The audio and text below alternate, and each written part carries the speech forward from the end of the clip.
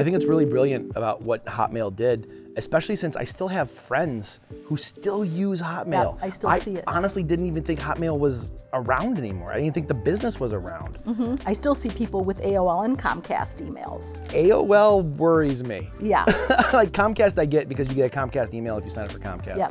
But AOL is like, why do you still have an AOL email? I don't know, but I can tell you that my mother-in-law had it, and she was in her 80s, and towards Older the end, generation, okay. because she was one of the first ones to get a Mac, so she signed up with AOL, and she never changed. But then AOL, in the last couple of years, they started charging her like $40 a month. AOL started charging a monthly fee? For email, yes. Because they knew that the older people are not switching to Google. Because they're not going to switch. They will pay. Oh, that's scummy. That is super scummy. Yes.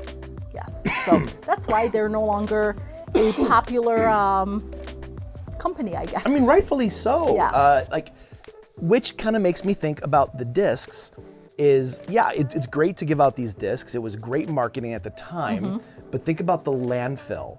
Think about, I saw people throwing those away in droves. I'm not talking like people at home, but like Jewel would throw those away thousands of discs at a time into the garbage can because they're given so many of them, and like a new version will come out, and what the company will say is throw away the old branding.